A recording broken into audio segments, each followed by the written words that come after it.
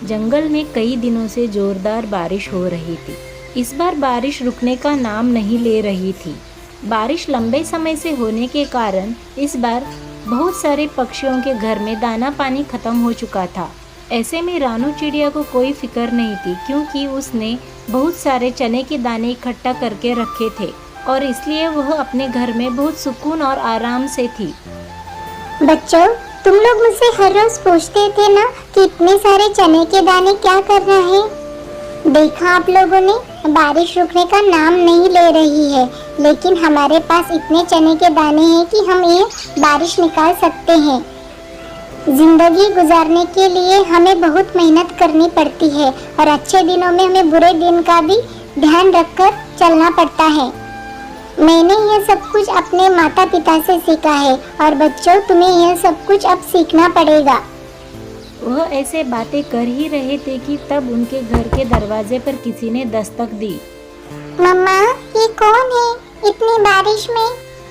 पता नहीं बेटा, मैं देखती हूँ। कौन है बाहर?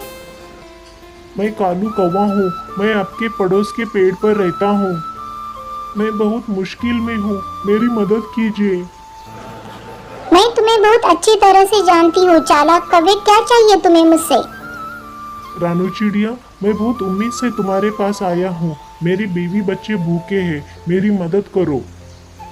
रानू चिड़िया, इस बारिश में तुम मुझे कुछ खाने को दे दोगी तो बहुत मेहरबानी होगी मुझ पर और मेरे परिवार पर। मम्मा, वो मदद मांग रहे हैं, आप उनकी मदद करो। मम्मा, हमारे पास तो बहुत सारा खाना है ना, आप उनकी मदद कीजिए। मम्मा, मैं देखती हूँ। अंदर आ जाओ तुम। कोई मेहनत का काम करते नहीं हो। जब भी बारिश आती है, जब भी तूफान आते हैं, तो इसी तरह से मांग कर खाते हो। अभी मुझे तुम्हारे बच्चों की फिक्र ना होती तो मैं कभी तुम्हारी मदद नहीं करती। हाँ हाँ रानी चिड़िया, मैं बहुत शर्मिंदा हूँ। ये लो कुछ चने के दाने, इससे तुम्हारे बीवी बच्चों का पेट भर जाएगा। धन्यवाद रानू चिड़िया। कौवा कुछ दाने लेकर पास ही में अपने घर चला जाता है। बहुत घमंडी है ये चिड़िया, कुछ दाने क्या दे दिए, मुझे तो सबक सिखाने बैठ गई। क्या कह रही थी वो? यही कि मैं काम नहीं करता, अच्छे दिनों में बैठ के खाता हूँ और बुरे दिन में मांग के खाता हूँ। अजी, तुम छोड़ो उसकी बातें। 2-4 दिन में बारिश खत्म हो जाएगी, फिर हम देखेंगे अपना कौन पूछता है इस चिड़िया को। छोड़ो आप इसका। फिर वो चने के दाने खाकर सो जाते हैं। अगले दिन भी बारिश रुकने का नाम नहीं ले रही थी। कालू कौवा बहुत परेशान था। रात तो गुजर गई, लेकिन दिन में क्या करेंगे। सारा दिन ऐसे ही निकल गया और बारिश लगातार हो रही थी। फिर शाम हो गई और कालू कौवे के बच्चे खाने के लिए कुछ मांगने लग गए। अब फिर से जाइए उस चिड़िया के पास, वो फिर से हमारी मदद कर देगी शायद। नहीं नहीं, मुझसे सुना नहीं जाएगा उसका फिर से भाषण। तो फिर क्या करेंगे हम? उसके घर में चने के बहुत सारे दाने हैं। रात को वो जब सो जाएगी तो मैं जाकर चोरी कर कर ले आऊंगा। उसे थोड़ी ही पता चलेगा, और पता लगेगा तो भी वो क्या कर लेगी हमारा। हाँ, वारे मेरे कालू कौवे, ऐसे हम पेट भर के सो जाएंगे और वह भूखी।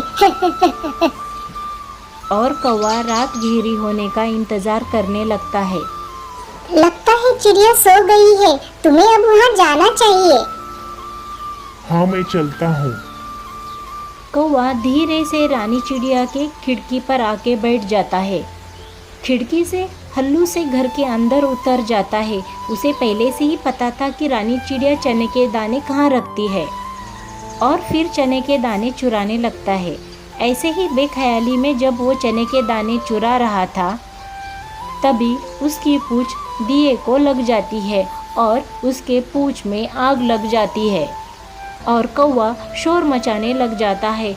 मेरी पूंछ, आग आग आग, मेरी पूंछ, आग। इस शोर शराबे से रानू चिड़िया की नींद उड़ जाती है और वह जल्दी से कौवे के पूंछ पर पानी डालकर आग बुझा देती है।